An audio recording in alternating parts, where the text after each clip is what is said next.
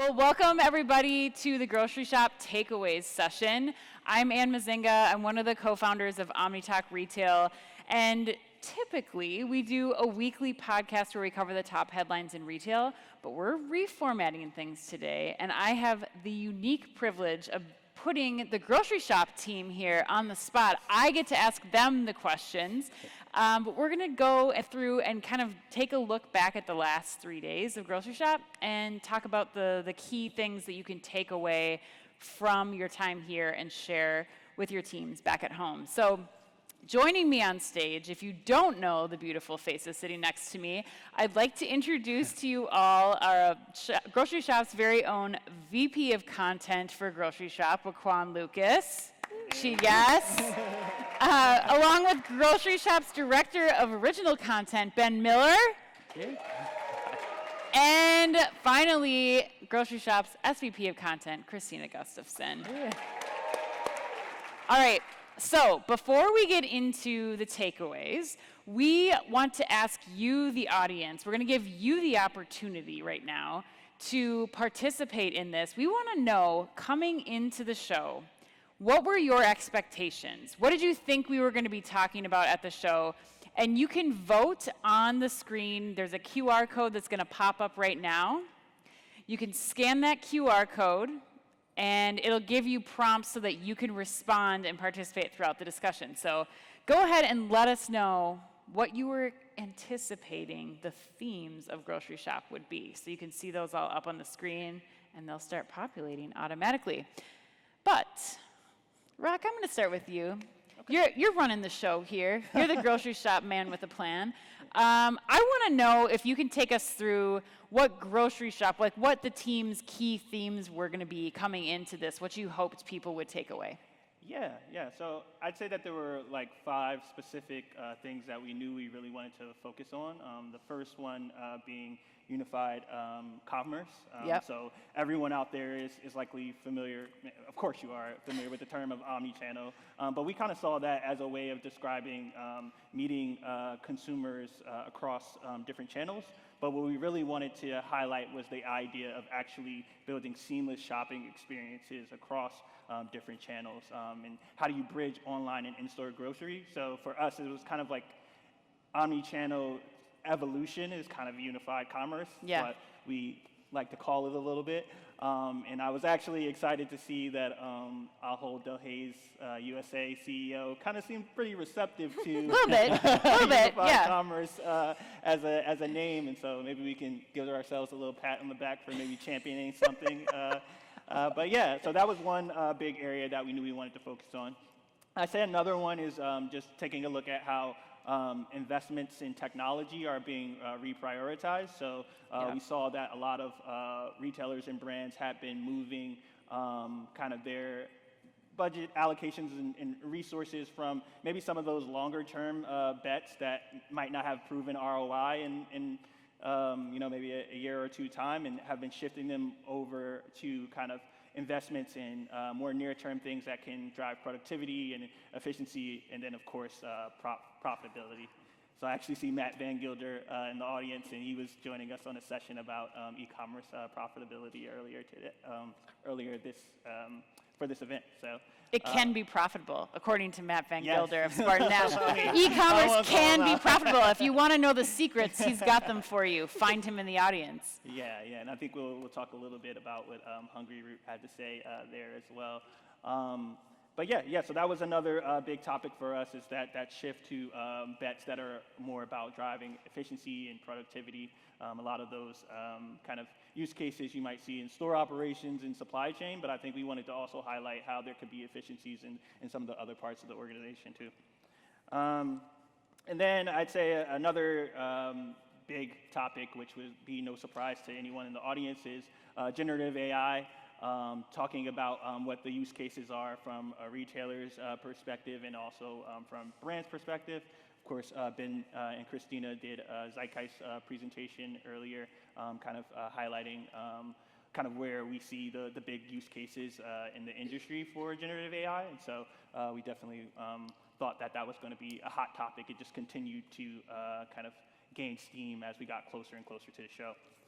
Yeah, and it looks like from the poll of the Of course. participants in the audience Yeah. that utilization of generative AI was number one. 63% of the audience who voted is also agreeing with that being a key theme. So makes sense. I believe that too, although it was the first choice, so it might have been. You think it's a default? It's a. I thought they were going to randomize them. No, but yeah, so that was certainly a big topic, and then of course retail media was a topic that the industry is very much thinking about. So from the retailer perspective, we wanted to be able to highlight how they're launching retail media networks and what some of the organization structures are looking like. And then from a brand perspective, kind of what is necessary for them to get the most value out of it and justify that ROI. And then lastly, I'll say the big topic for us was just taking a look at market dynamics. I think across all of our grocery shop shows, we try to offer a bird's eye view of what the landscape is looking like. And so we thought that it would be important to obviously address some of the consolidation that we're seeing, whether it be the obvious Kroger and Albertsons deal and Aldi kind of buying up some Winn-Dixie stores, and even some of the acquisitions that we're seeing kind of from regional grocers as well, to talk about that, and then also to talk about some of those emerging players that are out there, whether it be kind of the marketplaces and whether they're enemy or not, and then frenemies, yeah, I think exactly. is the term. And then some Rock. of the pure pure online grocers as well. So always trying to cover kind of where the landscape is to help you guys understand where the future might be going. So those were kind of the big 5 themes. I think I said 5, right? Yeah, I think that's perfect. And then, just to recap for those listening at home too, looks like the audience sentiment here is AI being a key component. We have retail media networks being in second place, and then unified commerce and grocery, which is a great segue into what our actual takeaways were. So, Krystina, we're going to go down to you first. Unified commerce is one of the big takeaways. I was joking that we might have to change our name from Omni Talk to Uni Talk after this grocery shop, but I don't know that that's actually going to happen. But crazier things have happened. Krystina, take us through a little bit of your takeaway on unified commerce specifically. Yeah, I love that. You're not alone in that. We were hearing from Simon Miles over at Coca-Cola that he thinks he might have to change his title at the company as well because he's omni-channel retail. So it does seem like the term is taking off. I think, Rock teed this one up really well, but I think, the couple of things that I would add to build on this, just really remembering the fact that as much as many of the folks in this room are focused on digital, 90% of transactions happening in the US today in grocery are still taking place in stores. So how do we really connect that experience across channels, make it feel like the experience you're having online isn't, in one silo, and then when you enter into the store, it's completely different. Not to get too far ahead of ourselves, but we do actually really see retail media being a key to that, and yes. sort of as you're learning who customers are in a digital forum, leveraging digital screens. I made a joke on stage about just kind of how many opportunities there are to hit people with personalized messaging from the various options, if you will, right. for digital screens throughout the store. So I think it's really just kind of about bringing that seamless experience from online to digital. I think the other quick thing that I would say, again, I feel like I'm hitting a lot of these, but hey, it's unified. It should right.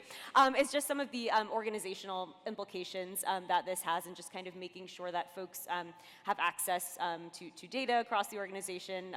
Supply chain is talking to the folks on the e-com side, et cetera, et cetera. And one thing that I thought was really fun on that topic in particular was Deepak Jose from Mars was asked the question on a session about how do you organize yourself successfully for omnichannel, for unified. I'm breaking my own jargon. For unified You're commerce. in charge of this thing, Exactly. Krystina. You gotta focus on the right topic right? here. I know. I'm all over the place.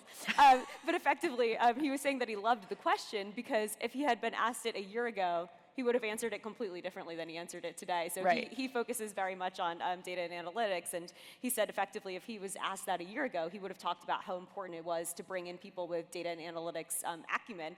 And he was basically saying the opposite today. It's kind of, you have to know the business, and then we'll sort of teach you the data and analytics, because especially as, things like generative AI can kind of help democratize data and understanding of data, that business knowledge is going to be more important in the long term. Yeah, absolutely. Rock, anything you want to throw in and add there?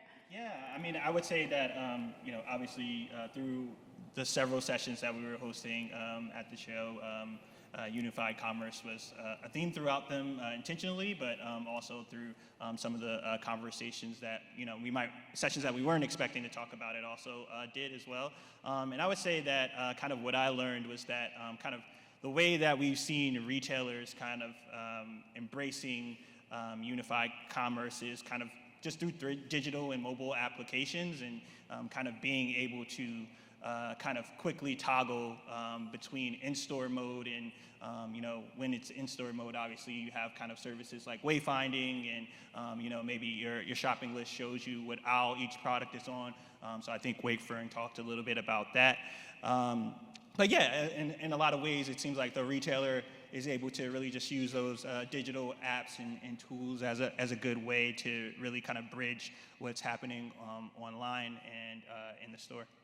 Yeah, I think what my key takeaway from that was really how this is impacting how the teams at grocery organizations are being kind of shaken up. You're seeing a lot of like pulling in from different backgrounds to fill the roles to really provide this unified commerce experience, and then a lot more collaboration between teams that, still to this day, you still have teams that are focused on e-commerce or benchmarked on e-commerce, benchmarked on store results. And so I think that leads nicely into our next topic, the second takeaway on our list, which is retail media. And Ben, you've been the retail media guru of this grocery shop. So tell us a little bit about your takeaways on that topic.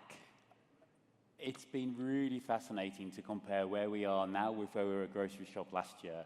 And first up, there are so many knowledgeable people on retail media at this event. So I'm absolutely not the guru. Because I think that's really interesting, because it reflects a change in investment and a change in mindset from retailers 100%. Thinking about their retail media. So last year, I think you would sum up retail media at Groceryshop as lots of people running around going, look, it's really shiny, we've got retail media networks. Yeah. Mm-hmm. And that's about as far as many of the conversations went. Now there's an absolute recognition amongst the retailer community that they are selling a service, and it's got to be valuable. Yep. And just having a network in its own right isn't enough. So we've heard it from lots of different directions. And to start off with, we've understood the value. So JJ Fleetman, CEO of Ahold Delhaize US, on his keynote, he told us that their retail media network revenue from AD up 70% this year. And Rodney McMullen, Kroger CEO, confirmed that their alternative revenue streams was a $1.2 billion of incremental profit this year. Yes. So look, clear illustrations of both growth and the size of the prize. But then we could kind of listen to a number of retailers talking about what you need to do to get a retail media network of scale and capability. We had Hy-Vee on the keynote stage today. It was really fascinating insights. I agree completely. So great. So Donna Tweeton, who looks after that business, they've just launched a new network, and they spent a long time thinking, where's our right to play? And talking about you need to appeal to both the CPGs, but also to the media buying community. And starting to build that mindset. Her background is a marketing agency, but building that marketing agency mindset into retail. Fascinating. Yeah, well, I totally agree, Ben. The thing I loved most about what Donna said, Donna from Hy-Vee on stage said, was we are not competing with Albertsons, with Kroger, with all the other media collectives that are in that space. They're competing with NBC, with iHeartRadio, with Spotify. Like, they are a media provider now, and they have, and she even went as far as to say, like, the writer's strike she thinks will impact how people are consuming media, giving retailers an even larger spotlight than they've ever had before to consume content in those short formats. And so I think you're 100% right. Like, this is really changing. You are no longer just a retailer, you are also a media company, and you need to change your organization to reflect that. And then where it gets really interesting is you look at the other side of the argument as well, of the discussion or the conversation. So for a CPG, you're facing into this. What do you need to do? How's your organizational structure? How do you bring marketing people to the table? Is it just a pure commercial? How does that inverted triangle work? And a really interesting insight. So at this very moment, there is in one of the other rooms a fantastic conversation happening about how CPGs respond to... Don't hype it up too much. Don't go over there. If you leave now, you're not part of the live podcast anymore. And I was on the briefing call, so I can tell you what they're going to say. I think there's a really interesting model that Simon Miles from Coke will be talking about, and that's how, when you think about retail media networks, there'll be a section that are retailers who you've just got to be with. There'll be a section of retailers who are bringing something special, unique, and different. And then there'll be some where you might engage through agencies or third parties, or there might be some consolidation in that space. So I think, understandably, there's not bottomless pits of trade spend that's going to go into these networks. Yes. So expect to see more segmentation and more thinking in that area from CPGs. I think that's really interesting and absolutely right. Yeah. Yeah, I would definitely echo that there's obviously going to be some of the retail media networks that CPGs are going to be, of course, putting a lot of investment in, and then for some of those other ones, it's about kind of building out a good value proposition. So that seems to be something that I've been hearing kind of people thinking about. And then I would say another thing that I was kind of hearing maybe more so off stage than on stage was kind of this idea. If you took a look at like last year's Groceryshop, we also talked about retail media, and we kind of hit on what some of those pain points were for CPG organizations. And one of the things that we called out was just kind of not having the standardization of metrics. So I was hearing that, with the IAB kind of adopting what Albertson's kind of framework that they built essentially for kind of standardizing those metrics was certainly kind of like a step in the right direction. So we'll see, kind of how some of those other pain points get alleviated too. And that's going to be fascinating. Standardization, when you try to understand the return on investment, is critical in this. And the IAB work is a solid piece of work. It's a step forward, isn't it, in a direction. It's not the end of this road, but it's where we've got to go. That's what I'm excited about. To your point before about how last year was just, look at this shiny object. This year was all about standardization. So I'm excited for next year when we're talking more about differentiated capabilities. Yeah, absolutely.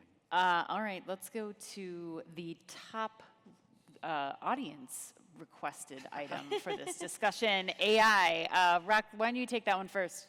Yeah. So artificial intelligence, the talk of the show, right next to retail media, I would say, but like specifically generative AI. But I feel like kind of one of the through lines that I was hearing through some of the conversations that were taking place on stage is just kind of related to that common adage of not investing in technology for technology's sake. So that seemed to like ring true into even the people who were very, very like adamant about kind of how generative AI could be super transformational.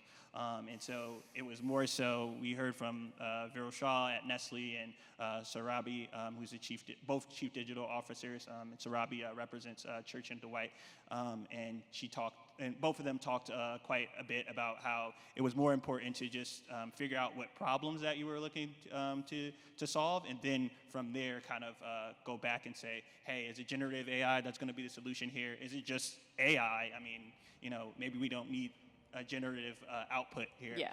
Or is it just going to be automation? Or, I think even Monica McGurk was also suggesting that we were kind of over-relying in certain ways on artificial intelligence, and that there's probably, in a lot of situations, some less complex solutions out there. So that was one thing that I thought, but that certainly doesn't mean that this generative AI is all hype and that there aren't some transformational use cases out there. What I did see also is it felt like there was a slight maybe like divergence in terms of how CPGs were leveraging the technology versus how retailers might be taking a look at it. So a lot of the CPGs that were taking the stage talked about how they were using it internally to help kind of like boost and drive efficiency for their sales and marketing teams. And then it seems like the retailers seem to be a little bit more open-minded in an interesting way about leveraging it for shopping experiences and impacting the consumer in a consumer-facing way. So I guess if you want to call Instacart a retailer or just maybe just a marketplace. Those are fighting words, Rocquan. Yeah, my bad. Excuse me. Be careful what you say. So meaning that they are a consumer-facing product. Yeah. And so they were able to leverage generative AI through their Instacart offering that could clearly impact and transform how shopping experiences are done. And then it also seemed like Ben McKean from Hungry Root, although it didn't seem like they were implementing generative AI yet, was very open to the idea of how it could impact shopping experiences. So I think he even referenced like if someone suggested that they wanted to go light on food items today, that it might take some of those items out of the cart that Hungry Root has kind of automated through its AI services that it already has. Yeah, I mean, I think Ben McKean from Hungry Root, I think his discussion on AI was probably one of the most memorable of this entire conference, because he was really talking about, we've been using AI. It's not new. It just was called algorithms before that we were using to run to optimize the consumer experience.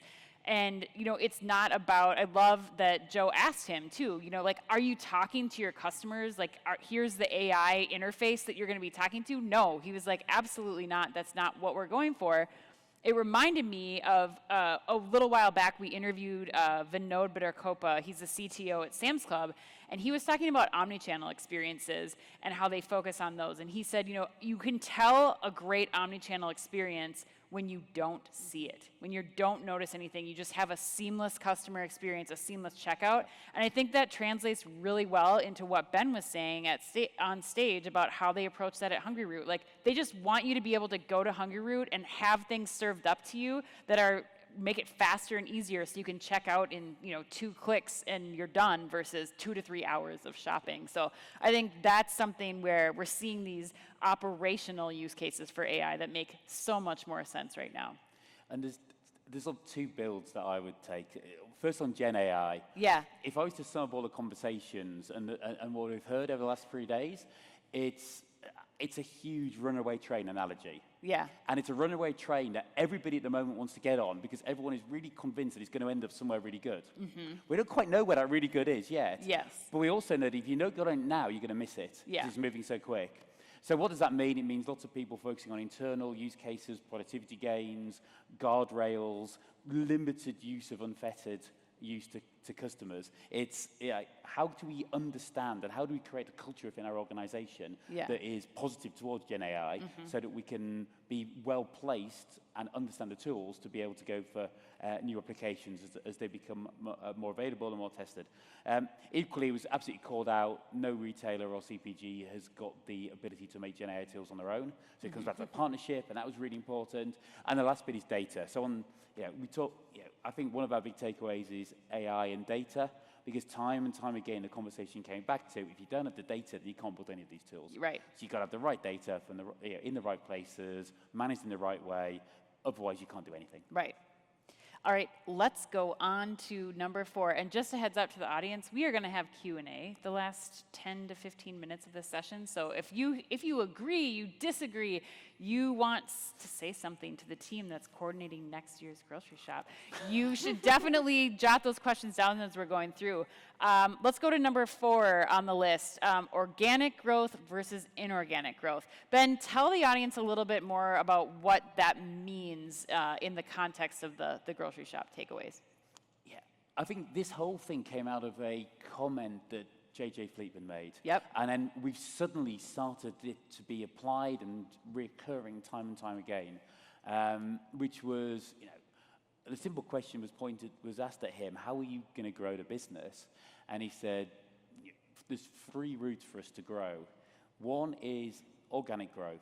So he's saying we think there's lots of headroom, and we've heard it time and time again, people saying we're just going to be a better version of ourselves, and we still think that there's growth. We think inflation is coming out of the market. We're starting to see some unit growth, and we think that there is organic growth in this market to go after. A pretty positive, a more positive economic outlook than we were expecting, right? Yeah. He then said, what was the second option? The second option was inorganic growth, i.e. making a scale acquisition. He slipped it in, and I think you stop and you go, that's basically the CEO of Aldel saying we are actively looking towards making a big acquisition. Yeah. So I think Read that was between the interesting. lines, what you will, yes. But it's active, and he wouldn't say that if it wasn't on the cards. So that's really interesting, and you put that in the context of Albertsons and Kroger, which is scale. You see what Aldi's doing. In the supermarket industry, you've got to either be incredibly differentiated or you've got to be scale.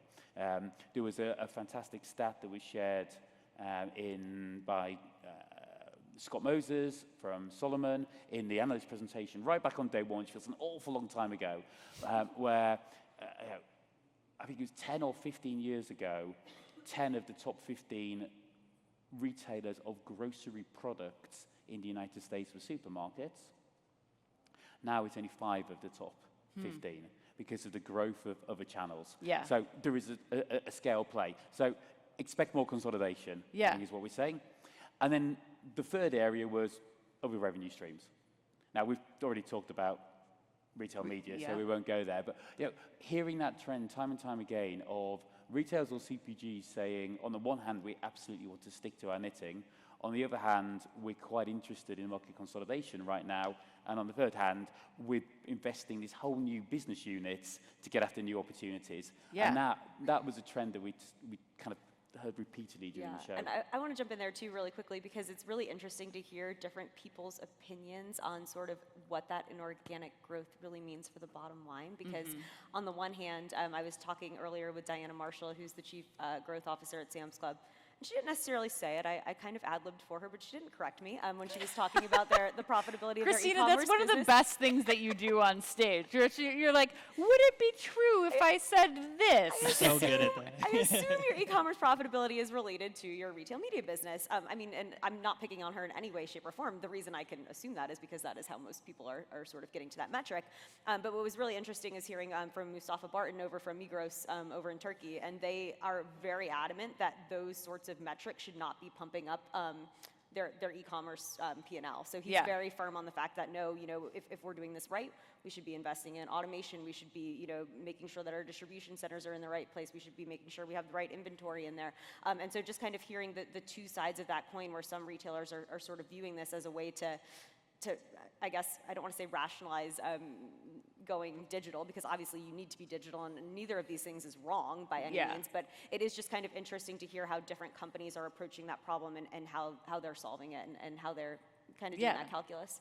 Yeah, you need to pay for the innovation. You need to pay for, the margins that are so small in grocery. You need to make up for that somehow, and these are great opportunities too. Even Hy-Vee too on the stage today, Ben. I mean, they were talking about getting into healthcare. Very heavily into healthcare, and how they're working on these clinics in areas that they don't even have retail stores too. And I think that's the other component of this that we have to remember, is that so many of our grocery stores are really the center of communities. So a place like Hy-Vee, again, for example, having a clinic, having a post office, having a bank, having a DSW pop up, like all the things that are happening in those spaces, there really can be opportunities for other players to lean into those areas where they can have more growth in the spaces that they already have.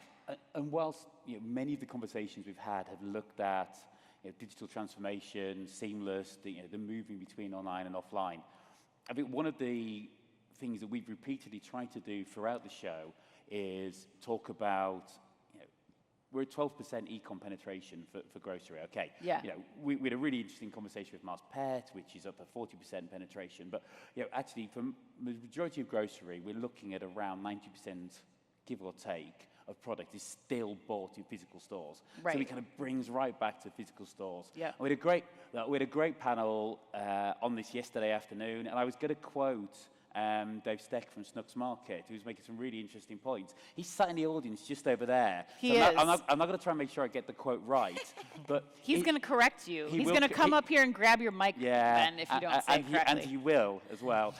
So I think to paraphrase, not a direct quote, we said, look, if your physical stores aren't any good, no one's going to shop on your e-com anyway. Right. So, you know, I think we can all recognize that. If you're walking down the aisle and you're seeing produce that's not fantastic, of course it always is in Dave's stores. But, you know, if you're not enjoying the in-store experience, you won't think you're going to get a better experience online. So, yeah, that unified absolutely will come full circle to make sure that our physical stores are fantastic and build the loyalty accordingly. Right. All right. Speaking of Dave, we're going to go into investment priorities and talk about where we saw a lot of conversation at Groceryshop. What things are grocers investing in right now? Krystina, take us through that. Even taking a step back, I don't want to skip ahead to where I know we'll be going shortly, but yes. it is really interesting coming into the show. I was expecting just kind of what we're seeing in the macro environment, that there was just going to be a lot of conservatism in terms of just kind of looking ahead at what technologies people would want to explore for their businesses. Now, I'm not saying people are going out and throwing money at things that don't have the opportunity to deliver a relatively immediate ROI, but there did feel like there was quite a bit of openness about continuing to find technologies that would really sort of help with that efficiency. Going back to another analyst who had a really fantastic presentation, Aaron Bowling from Comcap, actually pulled out a stat from Instacart's S1 where he was talking about how grocery has one of the lowest levels of digitization of any industry, spending 1% of total sales on enterprise IT, which is just like an astonishing number. So clearly investment does need to be happening in this space. You know, we talked a lot about the fact that growth in the industry lately has really been driven by inflation rather than volume. So that's going to make it really tough to unlock efficiencies. You know, Ben was kind of hitting on this when he was just kind of talking about the organic versus inorganic growth, market consolidation. You know, there's various different ways that folks are trying to solve for this. But I think at the end of the day, it's really kind of looking to technologies that make you do your job better, kind of a back to basics, if you will. I think about Target. I know, you know, they haven't been hitting the ball out of the park every quarter recently, but when you think about the things that they're investing in, it's making the curbside experience better, you know, adding the incremental purchase through Starbucks. It really is kind of those fundamentals that make you operate more profitably. My favorite quote, I think, of the entire show came from Mike Tattersall at True. He's just super intelligent, based over in London, and he's a VC investor. And someone posed the question to him in a rapid fire about, you know, what do you think about ESLs? And his response was, "Welcome to Groceryshop 1993." But yes. I mean, it's so true, right? It's and we talked about it a little bit in the zeitgeist. The business case is kind of starting to go more in favor of these technologies that didn't previously make sense. When you think about, it's not only helping your operations, it's also got these potential ties to retail media. The AI behind it that's sort of helping with this price optimization is making these tools. So it's not even about the hardware anymore, right? Obviously, to some degree, it's making the store associates more effective. But I don't know. It's a really interesting time to be doing grocery. It's like the Inspector Gadget of technology. Like ESLs before could eliminate price changes, but now when you think about everything else that they can do for the associates, for store operations, for inventory accuracy, like now it makes sense to make those investments. But Rock, throw something in. You were gonna. Yeah. I was just thinking about as we were talking about investment priorities and some of the investments and maybe lack of investment or retrenchment that we're seeing in some of the things related to kind of like fulfillment centers. Some of the large retailers have maybe slowed down on that and considering that. And it just made me want to actually maybe call out our actual startup pitch winner, which was in stock, and how they are thinking about different ways to really drive efficiencies when it comes to micro-fulfillment by allowing and leveraging the space that the retailer already has versus like installing a solution or installation alongside the store, using the space it already has to kind of really help unlock and drive down those costs. I know a lot of retailers in the room are considering kind of the capital expenditures that can go into some of those larger fulfillment centers. And so that seems like one area where kind of some of the new technology companies are trying to be thoughtful about how retailers are prioritizing their investments right now. Yeah. I think the last thing that I'd make on this is there's been a repeated pattern of established technologies being developed to meet new use cases. So I think we're suddenly in this 1 + 1 + 1 = 4 game. We talked about electronic shelf edge labels, and Krystina talked about that. We may want to talk about smart carts, computer vision. The just walk out world is cooling, but what about computer vision for inventory, for managing stock loss, etc. We will come on to talk about shrink and shrink challenge. So it's what technology and technology vendors actively recognizing the requirement to evolve, to incorporate the big themes, to incorporate artificial intelligence and be data enabled, to provide a retail media opportunity where there wasn't one originally, and to particularly help customers and shoppers nail that unified commerce experience. Right. We're going to go through these last two real quick so we have time to get to questions. But Rock, cover diverging customer sentiment real quick for us. Yeah. I think this one just kind of sparked our attention because it's been something that we've been hearing at past grocery shops, and Kroger CEO Rodney McMullen also called this out on stage on the first day, was just that they're very much kind of taking and seeing in the marketplace these two specific types of consumers, one that is specifically very more budget conscious, and another that is kind of a bit more upscale and is willing to really get all of the benefits of convenience, and not willing to sacrifice or not super concerned about price in that regard. And so, it's just something that we've been seeing at past grocery shops. So it was interesting to hear Rodney talk about how that still seems to kind of like ring true today as well. And just had us thinking a little bit about kind of like what that means for retailers, like kind of what customers they should be targeting. How do you kind of build different offerings that are specific to them? Do you just maybe dedicate your retail to a specific segment, or maybe cover both? And obviously, Kroger being a very large retailer has to kind of manage both of those customer segments, but maybe not all retailers do. Yeah, I think Krystina was saying it too in the prep for the show, like especially as dollar stores are coming on, offering more than just the packaged goods, and they're starting to get more into grocery. That becomes more important for grocers to be thinking about too. I do an embarrassing amount of grocery shopping at the dollar store. I don't think it's embarrassing. I mean, you got to do what you got to do, Krystina. You need a one-stop shop. Let's just call it what it is. In all seriousness, they got fresh food. They got pretty much everything I need. That's right. So.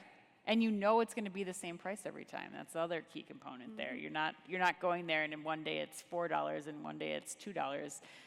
The last thing we'll cover real quick is future fit organizational structures. And this is one that I kind of fought for because I was hearing it time and time again when I was interviewing several retailers throughout this conference. And I think retail media networks are really driving this. How do you build a team to really support the new changes to the bottom line of your organization? What's driving that revenue, that incremental revenue, and how you need to structure teams around that? I think everybody from Hy-Vee talking about how they're bringing in people with a variety of backgrounds and giving them broad coverage of topics. We heard Hy-Vee Aaron talking about how he's in charge of IT and health and wellness, and you have Donna who's in charge of marketing and retail media and all these different things. Jason Farver, another person from Hy-Vee who we interviewed, is in charge of the retail media network and supply chain. Like there's just this diverse background,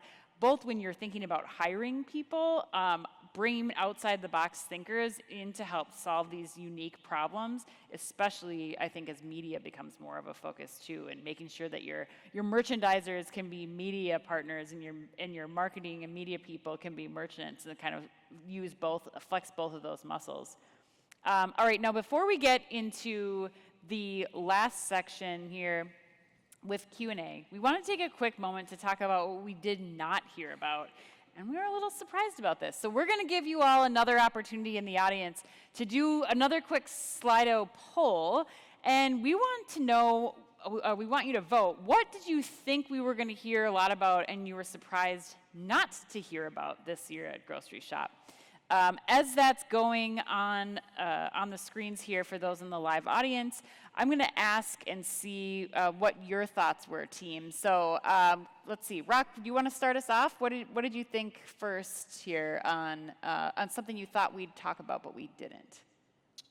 Yeah, I guess, I think I see the audience is voting in a different way, but I thought what they might say was shrink reduction technologies, just because some of the headlines that we were certainly seeing in the lead up to the show suggest that it is something that is super top of mind for you all out there. And I think, kind of when we were talking about things related to or topics around kind of store efficiencies, we thought that that might lend itself to also having people kind of address shrink and how different technologies could address that.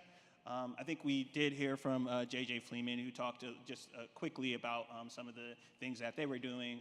It seemed to be things kind of that we've seen a bit, I would say. So things like kind of computer vision at self-checkout and kind of working with some of their CPG partners, but it was just surprising how maybe lighter that topic was discussed across the sessions. I agree with that. I was really expecting there to be a lot of innovation there. I feel like it's a huge opportunity. I know we made this point in the zeitgeist, but I very passionately believe that this is a huge opportunity for tech solution providers, because I just don't think there's anything out there right now that's really helping companies solve for this. It feels like a lot of the solutions out there are just, there's a fly on my face. A lot of the solutions The beauty of live recording. He's my fan. He's my fan. No, but in all seriousness, it does feel like the solutions out there are a lot more to reflect on the problem, right? And to sort of identify where it's going missing, when it went missing, but it's kind of like, what do you do with that information then? I'm sure maybe it can help you make better decisions about where your inventory is placed, but if the end result is you're just going to lock it up, then I don't know how hugely helpful that is. So I think that's my call out to the industry, is to think creatively about how we can solve these problems in real time versus just kind of, adding some smart AI at the checkout to see when it's happening. Yeah. And there's two that I'd like to call out. One is a watch out, really, that all the focus on retail media, that we spend far too much time, money, and effort looking at the bottom of the funnel, and that we don't do enough to really drive demand at the top of the funnel. Yeah. To grow the pie and to stimulate and excite about brands and unlock technologies. There's been less conversation at this event as previous events about things like live streaming. Yeah. And I just want to make sure in our minds that we as a group, when we're planning the event, and us as an industry, don't get too focused on the bottom of the funnel through retail media rather than driving the top. And the second thing that is amazing, really, is we've had considerably less doom and gloom than we expected. Yeah. I was shocked about that too. Yeah, I thought it was going to be real, oh boy, it's shrink. I mean, especially around the shrink topic. I feel like that has been so pervasive in the media right now, and a reality for a lot of the grocery retailers that we've been talking to as well. So shocked Yeah. that. I think it's a much more optimistic Maybe it's outlook. the orange. Isn't orange supposed to be like a more pleasing, the orange grocery shop logo, like orange supposed to make people happy? It's one of those like dress for your mood or something? I think it's actually because of our attendees is my thesis. Aw. No, I do truly believe it. I think, if you're coming to the show, you're looking at what's new and next, and you're excited about all these opportunities. So I think we sort of self-select.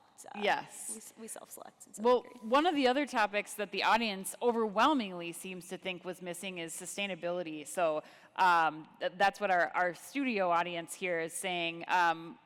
It wasn't as, last year I felt like there was more conversation about, especially about reduction in waste, and especially as we're talking about more applications of AI. That seems to be one of the benefits, but I don't know if you guys saw that as well. Anyone? It's one quick thing I'll say on this. It sort of reminds me of what we're seeing on the consumer side, where you can't lead with sustainability. It has to be the added benefit. Like, people always kind of talk about how it's product first, and then, and it's also sustainable, and I feel good about this purchase. I almost kind of feel like the industry is that way too. It's like, okay, it's going to help you cut down on costs. Oh, and also it's really sustainable. Yeah. And I'm not saying that's right or wrong, but like it just kind of feels to me that when we do sessions that are more focused on efficiency, profitability, reducing waste, things that kind of have an impact on the bottom line, and then it kind of has that sustainability add, people tend to be more into them. Yeah. Versus, we did have a session that was fully on sustainability. I'd be curious how many people went to it. Yeah, I didn't go, I'm sorry.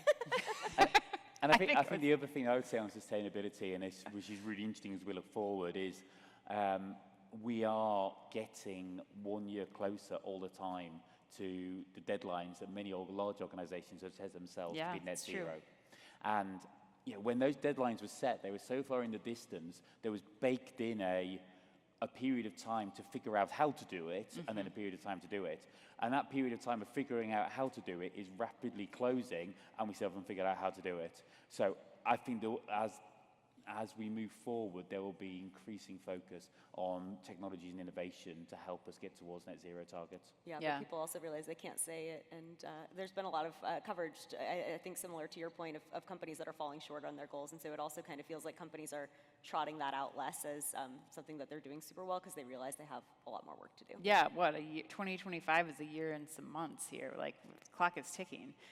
The last thing I wanted to bring up, and then we'll go to Q&A, is, and I don't know if this is largely because Amazon has withdrawn many of their plans for getting into the grocery space and their Just Walk Out technology, but that was such a big topic the last couple of years, and so I was shocked that we weren't hearing more about applications of that, especially in light of Amazon's recent news that they're now able to do Just Walk Out, including apparel in a setting like that. And so when we think about the big players like Walmart and Target and even Meijer and some of these other, or H-E-B, stores that go beyond grocery offerings, now that that's a capability that can be done, I think it gets back to our earlier conversation about investment in technology. And before, it was just certain products, convenience store-sized products that were available in that realm.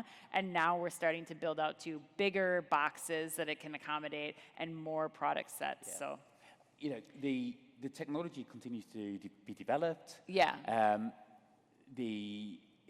Whether it's Amazon, or whether it's Garango, or whether it's Trigo, Trigo rolling out more and more stores in Europe with Raver. We still have small numbers, but the stores are getting a bit bigger all the time. The algorithms, the systems are getting trained, and the use cases are expanding. As you go home tonight, you can go through the Hudson News in the Terminal 1 at Las Vegas Airport. Yep. That has got Just Walk Out technology. So the use cases are expanding. What we haven't seen is the critical mass. And there's a whole number of reasons around CapEx, cost of installation, a fantastic comment that Dave Steck made yesterday, which is about He's energy. getting 3 shout-outs in this podcast. I mean, we love Dave at OmniTalk, but I mean, come on, Ben. But I haven't thought about the amount of energy consumption with all of the IoT tools that it requires to use it. And energy is more expensive right now. So look, the headwinds are growing. What we're seeing is expanding user cases. Yeah. And the expansion of use cases to help with inventory management, to help reduce shrink, is where CV will go. Yes, excellent. Thank you all you lovely panelists. Thank you in the audience. It is now time for audience Q&A. So if you have a question, raise that hand up high. And one, two. This is the best. Yes, run, Rose. I'm nervous. She's on it. Yes.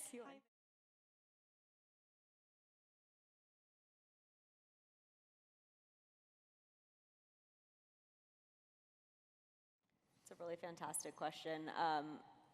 That's actually, I think, one of the biggest pain points that Tim Simmons talks a lot about over at Sam's Club. He's the chief product officer, and he is just, I don't know if anyone in the audience knows him, he is just one of the most empathetic humans on the planet. And he spends a lot of time thinking about, it's not just sort of the technology and the product design, it's also the human design, and how do you get people to really sort of buy into these capabilities. I would say I've heard from folks on his team that oftentimes it's about selecting the right stores, where the store manager is someone who is really open to trialing these new things and sort of getting them bought in so that they can then funnel it down to their teams. And then from there, once you see one store that's succeeding with that capability, it becomes a lot easier to sort of go ahead and roll that out to other stores. So that's probably the best advice that I've heard, really coming from sort of Tim in the Sam's Club team. I mean, one of our speakers this morning, and I don't think he's in the room, some of you will know Jordan Burke, who is CEO of Tomorrow Retail Consultancy. And it was a conversation I had with him about 6 months ago that really sticks in my mind, where he says, your frontline workers are your, as a retailer, are your quickest and most efficient route to the digital transformation. You tool and you give them the right tools at the right time, and you upskill them, and they will drive digital transformation quicker than anything else that you can do. And my sense is we talked more about this at Shop Talk in March than we have at this show. So whether that says it's lower down the priority list in grocery, whether grocery is already ahead of the game in that area, I'm not sure. I'm not sure where it lies, and we're really interested to hear perspectives. But yeah, it's a huge route to drive change in any retail organization, especially any grocer. Great. Let's go to our next question.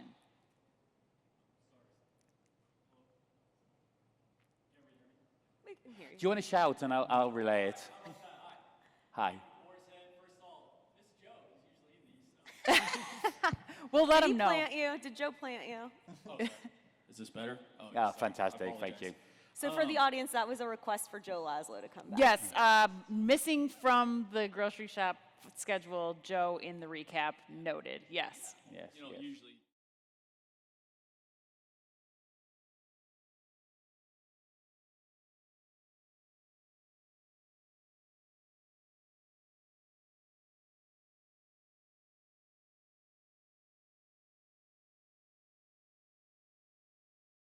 Different. So we had, it's a brilliant question, and it's a topic that we covered in a session late afternoon yesterday. So we've got a slide deck, some research we've done, so pick it afterwards, and I'll make sure I send it. Personalization in grocery is a huge opportunity. It's also, as we know, really, really hard. So the parallel that I drew is if you are going to buy a luxury purchase, so let's say you're buying a fantastic watch, a bit of jewelry, a special handbag. So for most of us, these are infrequent purchases and they're high consideration. And in that environment, one-to-one for sales associate, absolutely the norm. So when we're at Shop Talk in spring and we've got luxury retailers in the room, they're absolutely investing in clienteling tools, something they can have in their hand where it tells you the details of the shopper, their online, their offline experience. They can personalize, they can make recommendations. Fantastic. Right, how do you bring that into grocery? Yeah, so you go into high volume, low margin, multi-item basket. What's the crossover? How do you make it work? Well, there absolutely is clienteling opportunities. So one of the big drugstore chains in the US is currently doing a trial with one of the telecom providers where as you approach a store, it triggers on your phone, they know you're coming, the pharmacist gets your product ready, by the time you hit the desk, your prescription is ready for you. Okay, well, how do you then take that into a fish counter or a meat counter so the fishmonger knows who you are? Or how do you facilitate your liquor teams? The path to purchase for premium spirits and fine wines is increasingly being recognized to be really similar to luxury purchases. So how do you upskill the employees in that area? Again, it's employee enablement. This is going to happen more and more. To get to that, you need the data. So loyalty cards help hugely with that. So you need to know their purchase history. You then need to be able to some sort of way to recognize, to identify the shopper, and then you need the digital elements of the store to add it together.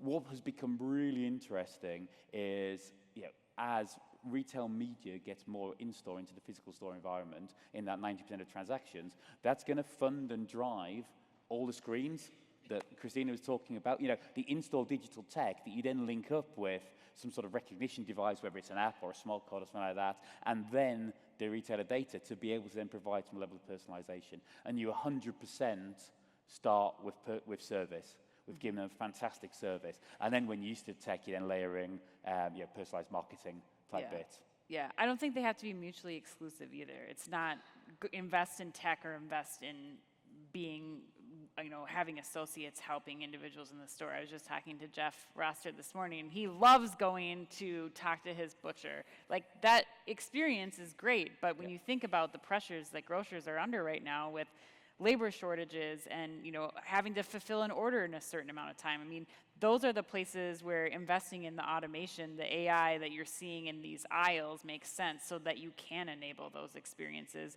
and really, I think, empower the associates too to be gold on service that they're giving in the store and the way that they're able to help the consumers and make that impact and especially differentiate as we start to get into a Kroger and Albertsons merger where there's footprints all over the place. It also reminds me a bit about the pendulum that you spoke about, Shop Talk and the zeitgeist, and where the pendulum's going to finish at the moment. Feels like 10 years ago, Ben. 10 years ago. What brilliant thing did I say, Ben? Refresher, we're on day 3, Ben. Pre-pandemic, retail got all about experiential, Yes.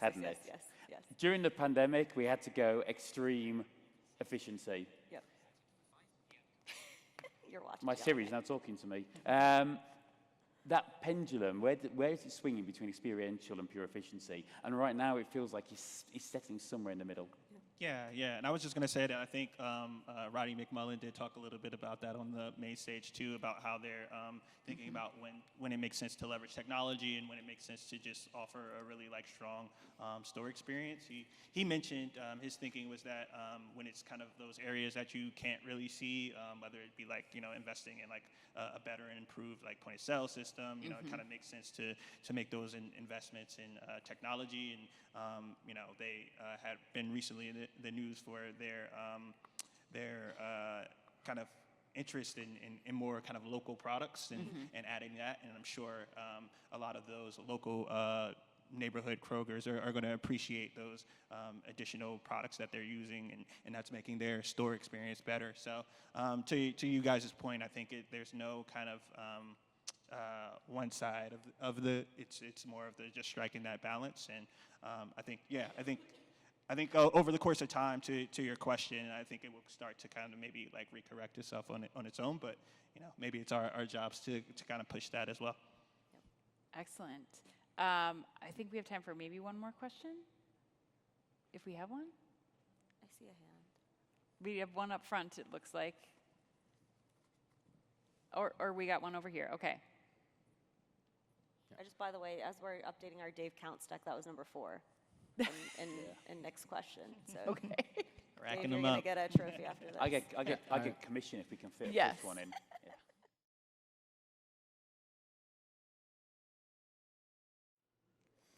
What will disrupt grocery next? That is an incredible question. Feels like a 2024. Feels like we got to set the agenda. What do you think Exactly. it'll be? What should we put on the agenda next year? Yeah. I think for us, there's a couple of things that we are looking at. Number one is, what does the next wave, so the next set of externally facing use cases of Gen AI look like? That's going to be huge. The second is, where does this consolidation run go to? That's going to be really interesting. Yeah. And thirdly is that complete unknown about what's going to happen around sustainability, because what's going to happen in the climate that's going to lead that to shoot up the agenda. And that's kind of the unknown disrupting, whilst at the same time we can probably see it coming. And what's the impact of shrink and theft? What's the solution there, and what that means for how grocery retailers are going to have to set How do we up. make that happen? Yeah. Yeah. Thank you all so much. Thanks for a wonderful grocery shop. Let's give the grocery shop team a round of applause. You guys have been fantastic. Thank you so much. And as we always say in closing at Omni Talk, be careful out there.